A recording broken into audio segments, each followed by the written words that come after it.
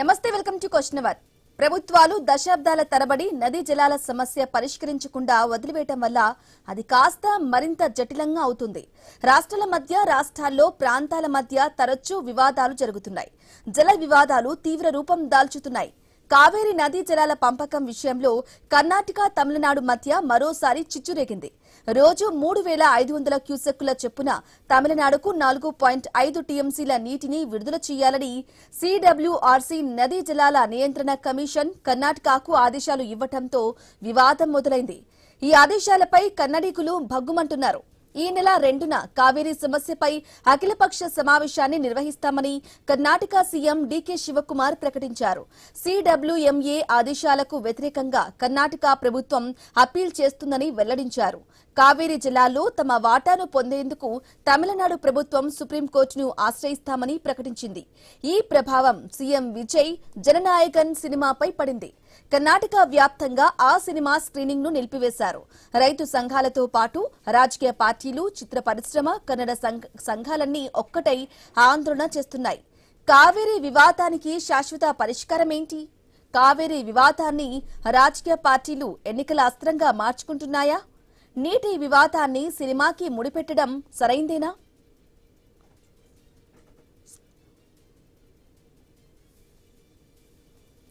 ఇక ఈ జల వివాదానికి సంబంధించిన పూర్తి డీటెయిల్స్ అనాలిసిస్ అందించడానికి న్యూస్ రూమ్ నుంచి మా కొలీగ్ వంశీ సిద్ధంగా ఉన్నారు. Good evening Vamsi, over to you.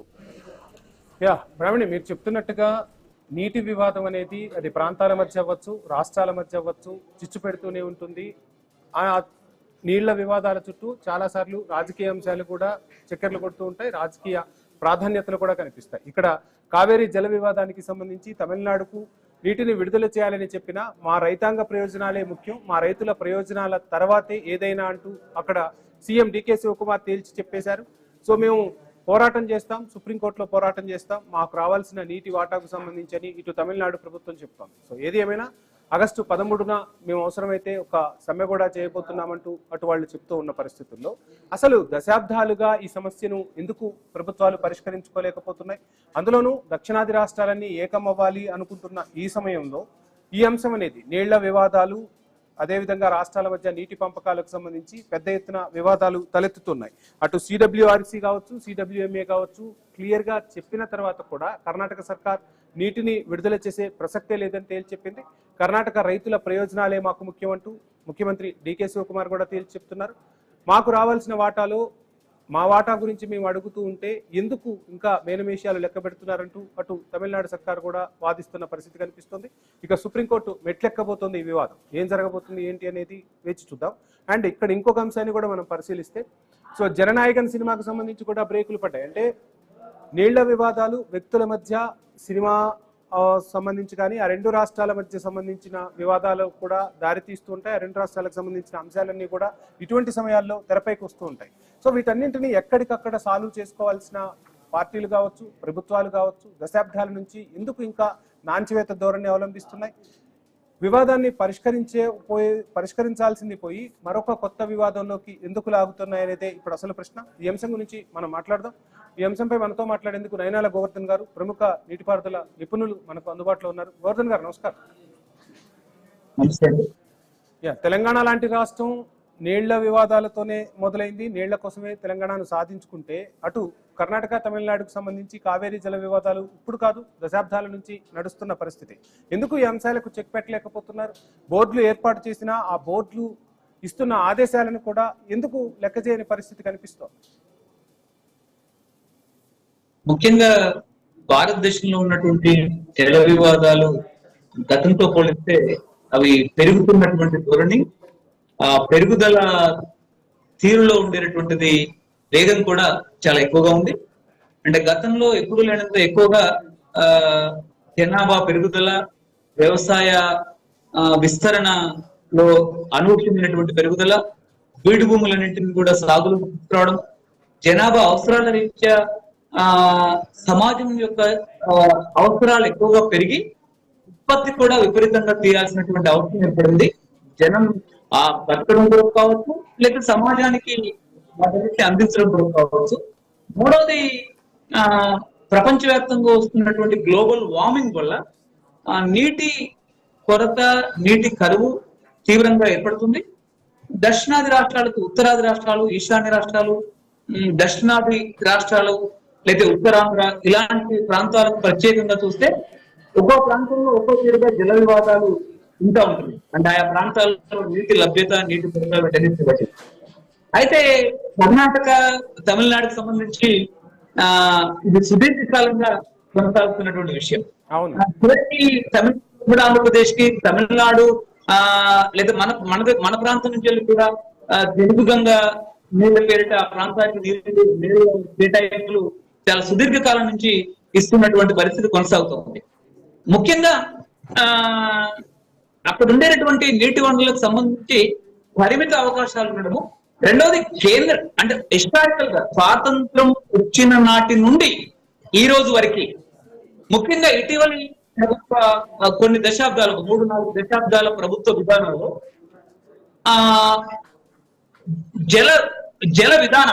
జల వివాదం అనేటటువంటిది జల వివాదాలను పరిష్కరించే లక్ష్యంతో ఉన్నదిగా ఉండడం లేదు. జల విధానాలు అనేటటువంటిది అది తాగునీటి జల విధానం కావచ్చు, లేదా తాగునీటి జల విధానం కావచ్చు, పారిశ్రామిక జల విధానం కావచ్చు, లేదా పట్టణ జల విధానం, పట్టణ అవసరాలకు అవసరమైనటువంటి పట్టణాభివృద్ధికి అవసరమైనటువంటి జల విధానం కావచ్చు. మొత్తంగా దీన్ని అంతటిని కలిపి ఒక సుస్థిరమైనటువంటి జల విధానం. ఈ సుస్థిరమైనటువంటి జల విధానాలు జాతీయ ప్రభుత్వాల ప్రాధాన్యతలు లేవు, రాష్ట్ర ప్రభుత్వాల ప్రాధాన్యతలు లేవు. ఏ విధానాలు ప్రాధాన్యతలు ఉన్నాయి అంటే ఇలాంటి నీటి వివాదాలు తీవ్రంగా తలెత్తడానికి కారణమయ్యేటటువంటి దోపిడీ విధానాలు, జల దోపిడీ విధానాలు ఈరోజు అన్ని రాష్ట్ర ప్రభుత్వాలు కానీ అలాంటి దోపిడీ విధానాల వల్ల, అంటే నీటిపారుదల ప్రాజెక్టుల్లో దోచుకోవడమే ప్రత్యేకమైనటువంటి లక్ష్యంగా సాగుతుండడం వల్ల నీళ్లను ప్రతి కుటుంబానికి తాగునీరు అందించాలి, ప్రతి ఎకరాకి సాగునీరు అందించాలి, అది సుస్థిరమైనటువంటి పద్ధతుల్లో అందించాలి అనేటటువంటి ఒక sustainable policy methods to reach the society అనేటటువంటిది కాన్సెప్ట్ గవర్నమెంట్ లో లేకపోవడం వల్ల ఈ రోజు సమస్య ప్రధానమవుతుంది. గోవర్ధన్ గారు, మనం నార్మల్ గా పొలాల దగ్గర చూస్తూ ఉంటాం. సో ఎగువన ఉన్న వాళ్ళు, దిగువన ఉన్న వాళ్ళకి ఏ విధమైన ఘర్షణలు ఉంటాయో ఇక్కడ సేమ్ రాష్ట్రాల మధ్య కూడా అదే విధమైన ఘర్షణలు కనిపిస్తూ ఉన్నాయి. సో ఎందుకని అంటే నదుల అనుసంధానం చేయాలని మాటలకే పరిమితం అవుతున్నారు తప్ప నాయకులు ఎక్కడా కూడా ఆ చిత్తశుద్ధి కనపడట్లేదు. ఇంకొక అంశం మనం మాట్లాడుకుంటే బోర్డ్స్ ఏర్పాటు చేస్తున్నారు. అంటే నదుల మధ్య, రాష్ట్రాల మధ్య సమస్యలు వచ్చినప్పుడు, ఆ నదుల నీటి వాటాల పంపకానికి సంబంధించి సమస్యలు వచ్చినప్పుడు ఆ బోర్డ్స్ ని ఏర్పాటు చేస్తున్నారు. ఈ బోర్డ్స్ అన్ని కూడా నామమాత్రంగానే వ్యవహరిస్తున్నాయి తప్ప ఎక్కడా కూడా ఒక స్పష్టమైన ఆదేశాలు ఇచ్చే పరిస్థితి ఆ బోర్డ్స్ కు లేని పరిస్థితి. ఎందుకంటే ఇక్కడ మనం చూస్తే అటు సిడబ్ల్యూఆర్సీ కావచ్చు, సిడబ్ల్యూఎంఏ కావచ్చు, ఇచ్చిన ఆదేశాలను కూడా ఇప్పుడు కర్ణాటక లెక్క చేయని పరిస్థితి కనిపిస్తోంది. ఈ బోర్డులు నామమాత్రమైన చర్యలు తీసుకునే పరిస్థితి లేదా?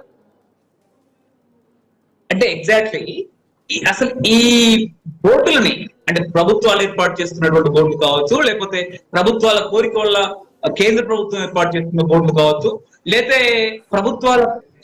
ప్రభుత్వాలు అన్ని కోరికల వల్ల సుప్రీంకోర్టు ఏర్పాటు చేస్తున్నటువంటి ట్రిబ్యునల్స్ కావచ్చు, ఇవన్నీ కూడా మొత్తంగా వాటి తీర్పులు, వాటి ట్రిబ్యునల్ అవార్డ్స్ వచ్చేసరికి, వాటి అమలుకి వచ్చేసరికి రాజకీయ నాయకుల చేతుల్లో ఉండము. ఆ రాజకీయ నాయకులు విశృంఖలంగా చాలా విశృంఖలంగా బరి తెగించి వ్యవహరిస్తున్నటువంటి తీరు, వాటిని లెక్క చేయనటువంటి తీరు, వాటిని లెక్క చేయకుండా యథేచ్ఛగా నిర్మాణాలు కట్టుకొని నిర్మాణాలన్నీ అయిపోయిన తర్వాత మా మా మా మా ప్రాజెక్టులకి అనుమతులు ఏంటి అని చెప్పేసి కోరడము, ఇవన్నీ కూడా ముఖ్యమైనటువంటి జల విధానంలో భాగంగా జరగడం లేదు. ఇవన్నీ కూడా దోపిడీ జల విధానం. ముఖ్యంగా నేను ఒక్క మాటలో చెప్పేస్తాను, కాళేశ్వరం ప్రాజెక్టు సుమారు 94,000 కోట్లు, మొత్తంగా అది దాదాపు 2 లక్షల కోట్ల వరకు అది పూర్తయితే దాని బడ్జెట్ కేటాయింపులు ఉండాలి. అందులో దాదాపు స్పోర్ట్స్ బ్యారేజ్లు అయినటువంటి అన్నారం, మేడిగడ్డ 3 కూడా కట్టిన 4 సంవత్సరాలకి మొత్తం కుంగిపోయాయి. వాటిపైన అనేక కమిషన్లు యాక్షన్ తీసుకోమని చెప్పేసి ప్రభుత్వాలకి, ఎగ్జిస్టింగ్ రేవంత్ రెడ్డి ప్రభుత్వానికి చెప్పినా, రేవంత్ రెడ్డి ప్రభుత్వం సిబిఐ చెప్పినప్పుడు కూడా దానిలో ఉన్నటువంటి నిజమైనటువంటి దోషులను ముఖ్యమంత్రితో సహా, ఆర్థిక మంత్రితో సహా, తర్వాత శాఖ మంత్రి హరీష్ రావుతో సహా ఒక 30 మంది రజత్ కుమార్ సెక్రటరీతో పాటు 30 మంది అధికారుల పైన ఇంజనీర్ల పైన చర్యలు తీసుకోమని చెప్పినప్పటికీ కూడా ఎవరు చర్యలు తీసుకోలేదు. ఎందుకు చర్యలు తీసుకోలేదు అంటే వీళ్ళందరూ ఈ దోపిడీలో ఈ చీకటి వీటి గురించి తర్వాత మాట్లాడదాం. కానీ ప్రాజెక్టులు కట్టాల్సిన అవసరం దేశంలో ఉంది. సాగునీటిని తాగునీటిని అందించాల్సిన బాధ్యత ప్రభుత్వాలపై ఉంటుంది. కానీ ఎందుకు ఈ ప్రభుత్వాలు ప్రాజెక్టుల పేరుతో దోపిడీ చేస్తున్నాయి అనేది పక్కన పెడితే ఉన్న వివాదాలను కూడా ఎందుకు పరిష్కరించుకోలేకపోతున్నాయి?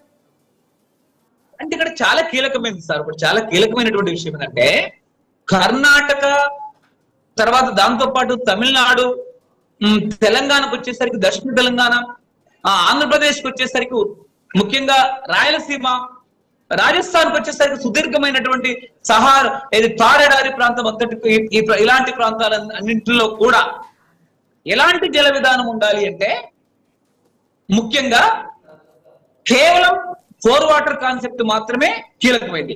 ఈ రోజు నేను ఈ కర్ణాటక తమిళనాడు మధ్య జల విధానాన్ని విశ్లేషిస్తూ ఒక్క వాక్యానికి వెళ్తాను. తెలంగాణలో నిన్నటి వరకు మేడిగడ్డ నుంచి నీళ్లు ఎత్తిపోయాలి అని చెప్పారు.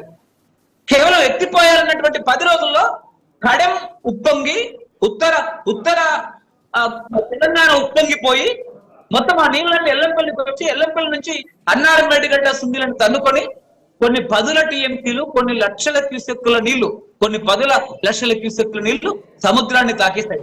అంటే ఈ రోజు కనుక మనం నీళ్లు ఎత్తిపోసి ఇప్పటికుంటే ప్రతి ఏటా లాగానే కిందికి వెళ్ళిపోయేది.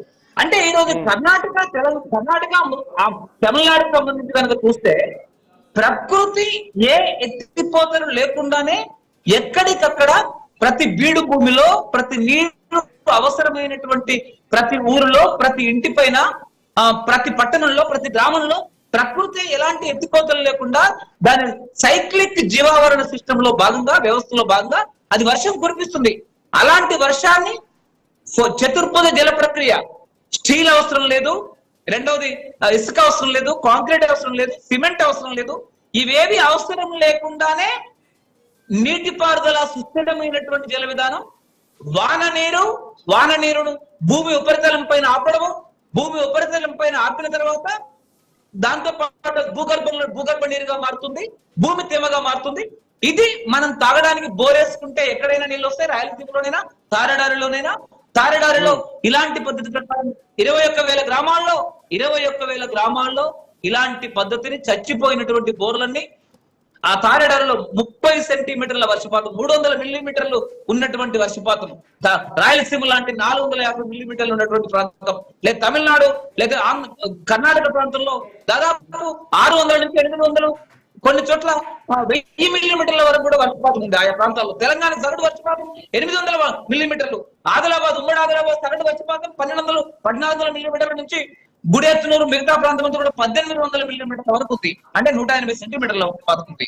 ఈ విధంగా ఇలాంటి అనేక ప్రాంతాలలో అంటే సుస్థిరమైనటువంటి గ్రావిటీ ప్రాజెక్టులు, అంటే నీరు పళ్ళ మెరుగు అనేటటువంటి చోట ప్రాజెక్టుల ద్వారా వెళ్లే చోట ప్రాజెక్టులకు పరిమితం అయిపోయి మిగతా అన్ని ప్రాంతాలలో కూడా ఈరోజు ఎక్కడికక్కడ వాన నీటి సంరక్షణ, అది కేవలం అంటే తప్పుడు పద్ధతుల్లో సంరక్షణ చేయడం కాకుండా హనుమంతరావు ఇంజనీరింగ్ నిపుణుడు, ఐక్యరాజ్య సమితికి 30 దేశాలకి ఐక్యరాజ్య సమితిలో నీటిపారుదల నిపుణులుగా పనిచేసినటువంటి వారు.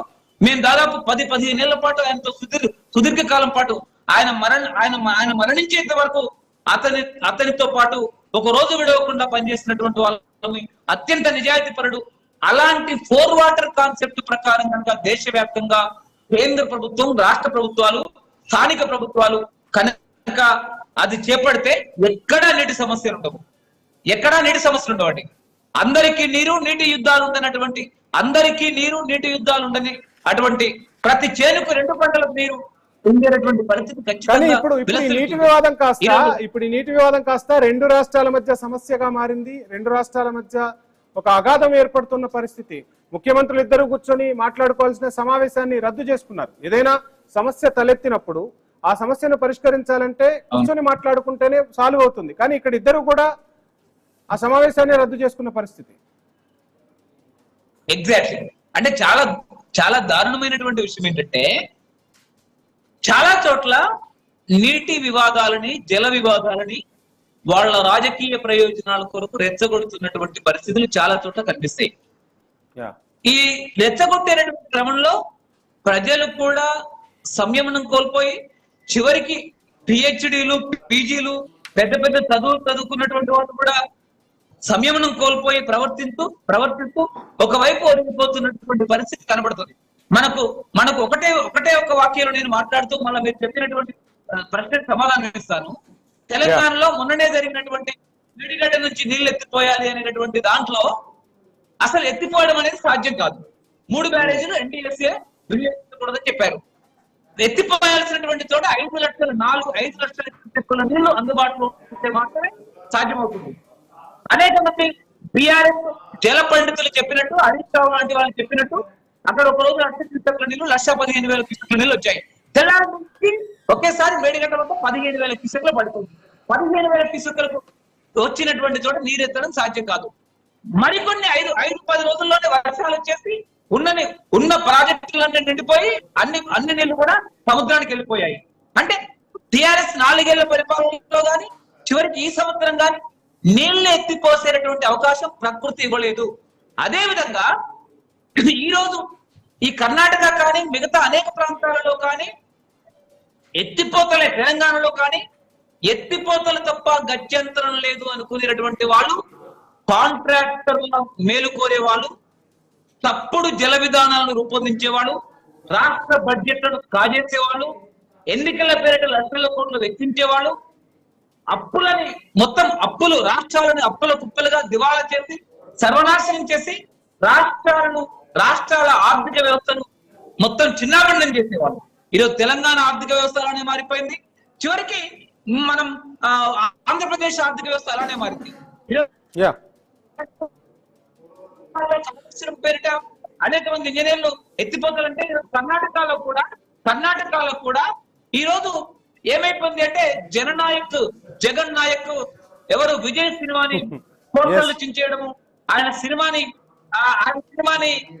ఆడనివ్వకుండా చేయడము, రాష్ట్ర వ్యాప్తంగా డికే శివకుమార్ మాకు కేంద్ర సంస్థలు, ట్రిబ్యునల్స్ లేదా వివాదాన్ని పరిష్కరించే సంస్థల తీర్పుల కంటే మా కర్ణాటక రైతుల ప్రయోజనం ముఖ్యమని చెప్పేసి ఏకపక్షంగా మాట్లాడేటటువంటి మాటలు కనిపిస్తున్నాయి. రైతుల పొలాలకు నీళ్లు కావాలి. రైతుల పొలాలకు నీళ్లు ఎలా వస్తాయనేది పాపం రైతులకు అవసరం లేదు. రైతుల పొలాలకు నీళ్లు ఎలా వస్తాయని నీళ్లు అవసరం లేదు. ఒకనొక సందర్భంలో కాళేశ్వరం నుంచి నీళ్లు ఏది శ్రీరామ్ సాగర్ ఇచ్చారు. ఏది మన ఎన్నికలు సమీపిస్తున్నాయి, 2023 ఎన్నికలు మొన్న ఎన్నికలు సమీపిస్తున్న కాలంలో 2.5 టీఎంసీల నీళ్లు 15 రోజుల్లో ఎత్తిపోతే, ఒక టీఎంసీ ఎత్తిపోవడానికి శ్రీరామ్ సాగర్ ఎత్తిపోవడానికి 40 కోట్లు అయితే 40 కోట్ల రూపాయలు అయితే 5 రోజుల్లో శ్రీరామ్ సాగర్ నిండిపోయి 5 రోజుల్లో ఎత్తిపోయిన తర్వాత కాళేశ్వరం నీళ్ళు ఎత్తిపోయిన తర్వాత 30 టీఎంసీలు శ్రీరామ్ సాగర్ నుంచి ఎత్తినటువంటి కాళేశ్వరం నీళ్ళని సముద్రానికి పంపించేయండి. అంటే ఎత్తిన 40 కోట్ల, దాదాపు 120 కోట్ల 150 కోట్ల రూపాయలు. కావేరీ జల వివాదాలకు సంబంధించి ఫైనల్ గా గోవర్ధన్ గారు, ఎన్నో దశాబ్దాలుగా 2 రాష్ట్రాల మధ్య కావేరీ జల వివాదం నడుస్తోంది. సో ఏంటి అసలు పరిష్కారం లేని సమస్యనా, నాయకుల్లో చిత్తశుద్ధి లేకనా? సరే, ఇక్కడ చాలా కీలకమైనటువంటి ఒక విషయం ఏంటంటే, నదుల అనుసంధానం మాత్రమే పూర్తి పరిష్కారం కాదు. నదులలో ఈరోజు మీరు చూస్తే దాదాపు ఒక 20 రోజుల వరకు మనకు మేడిగడ్డ మిగతా ప్రాంతంలో కేవలం కృష్ణ అడగంటిపోయి, గోదావరి, ఎగువ గోదావరి, మధ్య గోదావరి అడగంటిపోయి కేవలం కొద్దిపాటి నీళ్లు మాత్రమే, ప్రాణహిత నీళ్లు, మేడిగడ్డకు వస్తున్నటువంటి నీళ్లు అప్పుడప్పుడు. ఆ విధంగా కరువు వచ్చినటువంటి కాలంలో ఎక్కడ నీళ్లు ఎత్తుకోవడానికి. రెండోది, వీటన్నిటికి సంబంధించి సుస్థిర జల విధానం ఏంటి, సుస్థిర జల విధాన పాలసీ ఏంటి అనేటటువంటిది చర్చించాలి. హైదరాబాద్ లో వర్షం కురుస్తుంది, బెంగళూరులో వర్షం కురిస్తే తమిళనాడులో వర్షం కురుస్తుంది, మెడ్రాస్ లో, చెన్నైలో ఆ వర్షం కురిస్తే ఆ వాహనాలు స్తంభించిపోతాయి. కానీ ఆ ప్రజలకు నీళ్లు లేకుండా పోతున్నాయి. ఆ నీళ్ళని భూమిలోకి ఇంకింపజేయడం ఎలా, వర్షపు నీళ్ళని భూమిలోకి సుస్థిరమైనటువంటి పద్ధతుల్లో ఇంకింపజేయడం ఎలా. దీనిలో స్టీల్ అక్కర్లేదు, కాంక్రీట్ అక్కర్లేదు, సిమెంట్ అక్కర్లేదు, ఇసుక అక్కర్లేదు. ఇవన్నీ లేకుండా అతి తక్కువ ఖర్చుతో మనం పట్టణంలో ఉన్నటువంటి ప్రతి ఇల్లుకు నీరు ఇవ్వచ్చు, గ్రామంలో ఉన్నటువంటి ప్రతి ఎకరానికి నీళ్ళు ఇవ్వచ్చు, ప్రతి ఊరికి నీళ్ళు ఇవ్వచ్చు. ఏ ఊరికి మిషన్ భగీరథ, మెగా కృష్ణారెడ్డి 65,000 కోట్ల రూపాయల పైప్ లైన్ రైట్ సార్ మనం కావేరీ జల వివాదాల గురించి మాట్లాడుతున్నాం. ఈ అంశం గురించే మాట్లాడదాం. కావేరీ జల వివాదాలకు సంబంధించి కూడా సుస్థిరమైనటువంటి జల విధానం, 4 వాటర్ కాన్సెప్ట్, చతుర్భుజ జల ప్రక్రియ, టి హనుమంతరావు అద్భుతమైనటువంటి ప్రపంచ ప్రఖ్యాత నిపుణుడు. ఒకటి వాటర్, నీరు, రెండవది ఉపరితలంలో నిలపడము, మూడవది భూగర్భంలో నీరు గ్రిడ్ శాతాన్ని పెంచడము, భూమి తేమని పెంచడము, ఆ విధంగా ఎక్కడికక్కడ నీటి లభ్యతని పెంచడము, నీరుని ఇంకింపజేయడము, భూమిని ఒక సముద్రంగా, భూమిని ఒక జలాశయంగా మార్చడము అనేటటువంటి ఒక సుస్థిరమైనటువంటి విధానాన్ని, కర్ణాటక తమిళనాడులో వచ్చినటువంటి వర్షపాతాన్ని, ఆ విధంగా జననాయక్ విజయ్ కానీ, కర్ణాటకలో ముఖ్యమంత్రిగా ఉన్నటువంటి డికే శివకుమార్ గాని 2 రాష్ట్రాల ప్రజలను రెచ్చగొట్టడం కాకుండా సుస్థిరమైనటువంటి జల విధానాన్ని చేపట్టాలి.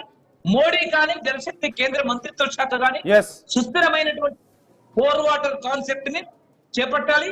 అది రాజస్థాన్ లో చేపట్టారు. అది మా గత బీజేపీ ప్రభుత్వ హయాంలో రాజస్థాన్ కంటే అతి తక్కువ వర్షపాతం, తారెడారి కంటే అతి తక్కువ వర్షపాతం మొత్తం భారతదేశ భూభాగం మొత్తంలో, కన్యాకుమారి నుంచి కాశ్మీర్ వరకు, ఇటు కలకత్తా నుంచి ఈశాన్య రాష్ట్రాల నుంచి అటు ఉత్తర భారతదేశంలో ఉన్నటువంటి లక్నో వరకు ఎక్కడ కూడా వర్షపాత సమస్య తారెడారి కంటే ఎక్కడ తక్కువ లేదు. తారెడారి చచ్చిపోయినటువంటి బోర్లన్నీ, అతి తక్కువ, ప్రపంచంలోనే అతి తక్కువ వర్షపాతం ఉన్నటువంటి తారెడారిలో చచ్చిపోయినటువంటి బోర్లన్నీ మోటార్లు లేకుండా చిమ్మించాయి. Right sir, thank you Govardhan garu. Karnataka అనేక మంది పండించుకుంటున్నారు. Right sir, thank you so much Govardhan garu. సుస్థిర జల విధానం.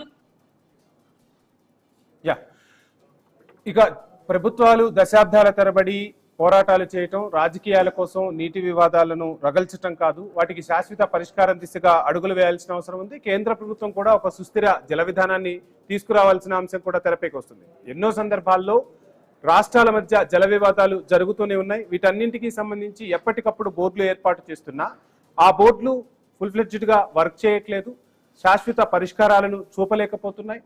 ఒకరు చర్చలకు వస్తే మరొకరు చర్చలకు రాకపోవటం కూడా సమస్యలకు దారితీస్తోంది. ఈ అంశాలన్నింటికి సంబంధించి సమగ్రంగా చర్చ జరగాలి. రాష్ట్రాల మధ్య జల వివాదాలకు చెక్ పెట్టే విధంగా కేంద్ర ప్రభుత్వం చొరవ చూపాల్సిన అవసరం ఉంది. కేంద్ర జలశక్తి శాఖ బోర్డులను ఏర్పాటు చేయటమే కాదు, ఆ బోర్డులకు సంబంధించి పూర్తి అధికారాలను కూడా కట్టబెట్టినప్పుడే ఈ జల వివాదాలకు సంబంధించి చెక్ పడే అవకాశం ఉంటుందనేది కూడా నిపుణుల నుంచి వినిపిస్తున్నమాట. అదేవిధంగా ఇప్పుడు కావేరీ జల వివాదం అనేది 2 రాష్ట్రాల మధ్య ఒక రకంగా రాజకీయ సెగను రాజేస్తోంది.